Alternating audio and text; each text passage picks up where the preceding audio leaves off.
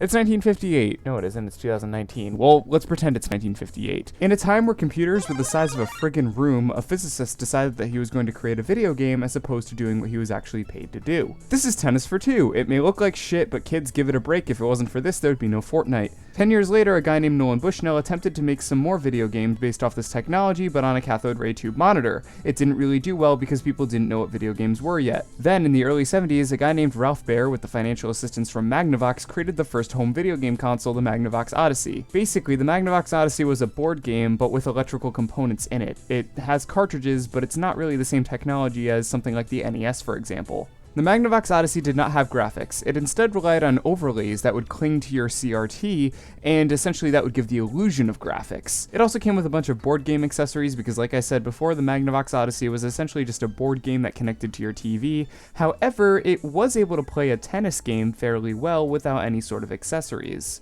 While Ralph Baer and Magnavox were showing this table tennis game off at a trade show, Nolan Bushnell happened to be in the audience taking notes and created his own version of this table tennis game for a standalone arcade release. In layman's terms, all you need to know is that Nolan Bushnell made Pong. Pong soon became the hottest arcade machine, albeit by process of elimination, and as such, a home console version of this game was made as well. Then seemingly every company on Earth, hungry for attention, decided to jump in the pool too. As a result, there were hundreds of Pong consoles released in the mid-70s, and they all pretty much played the exact same game, which is hilarious. And I don't mean just in North America. Europe had a lot of Pong consoles too, and then a little Japanese company called Nintendo decided to release one as well. Nintendo, what a dumb name. I bet they won't amount to anything. That was a joke. We'll be getting back to them later. Speaking of Japan, an American named Martin Bromley flew his ass over there and created a brand new company called And around this time, a guy named Steve Jobs created a little game called Breakout. Steve Jobs went on to create this. Yeah, getting back to Nolan Bushnell, in 1977, Atari released the Atari 2600, the first video game console with interchangeable cartridges that actually mattered. Do you know what didn't matter though? Well, at least not to Atari, the developers. Nobody credited any of the developers, so a bunch of them got together and created a little company called Activision, which ironically, being a publisher nowadays, does the exact opposite thing that they originally set out to do. Man, these video games sure are great. I hope the industry doesn't crash. Well shit, Atari thought, maybe video games are just a fad and people are losing interest. Let's license some movies and make video games based off of them. Like E.T., I'm sure that totally won't negatively affect us. Well, at this point in America, at least, video games were pretty much dead, nobody was really playing them, so two companies sought out to change that and they released brand new consoles over here, and it was the two Japanese companies from earlier. The Nintendo Entertainment System had a little bit more of an edge because it was a little bit more powerful, although it wasn't as pretty graphics-wise, and it had an awesome mascot, Mario, unlike the Sega Master System, which had the mascot Clinical Depression. Sega decided to try again with more powerful hardware in 1988, and they released the Genesis, which ironically isn't their first console, but it's called Genesis. What? This time they actually knew what the hell they were doing and created a mascot called Sonic. Ironically enough, 30 years later, this guy would also become the mascot for Clinical Depression.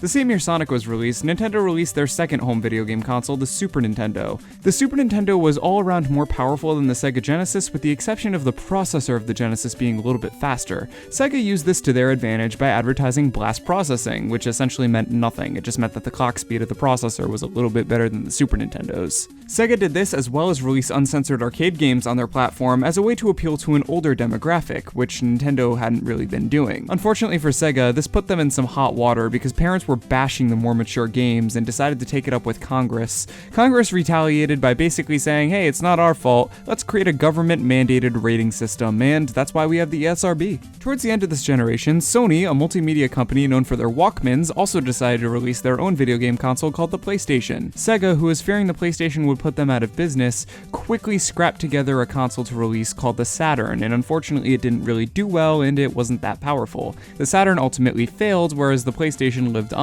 Nintendo also released the Nintendo 64 at this time, a console that didn't rely on discs unlike the Saturn and PlayStation, but because it had cartridges it scared off a lot of third-party developers because they were more expensive to develop on. Sega tried once more by beating the other manufacturers to the punch for the next generation with their console called the Dreamcast, one of the most powerful consoles for its time and the first one that can go online natively without any sort of pains. Unfortunately it didn't do too well because the public already had a bad opinion on Sega. And when that generation's consoles like the GameCube and PS2 came out, yeah, that was pretty much the end for Sega. Although Sega wasn't a competitor in the console race anymore, Nintendo and Sony weren't alone because they were joined by Microsoft, who released their new console called the Xbox in 2001.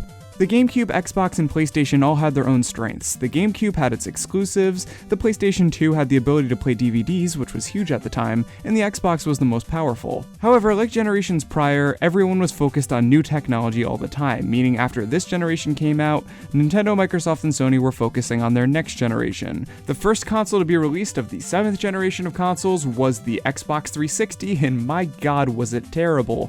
This was a really bad console when it first came out and suffered from a little problem called the Red Ring of Death, where the console would commonly overheat and shut off indefinitely. This was later fixed by future Xbox 360 releases, however the PlayStation 3 also didn't have the nicest launch when it released a year later. It was very expensive, and people couldn't quite understand why. However, the cool thing about this generation is the hardware on both the Xbox 360 and PS3 was unbelievable. Games were looking more real than ever, and although the tech was expensive, it was definitely worth it.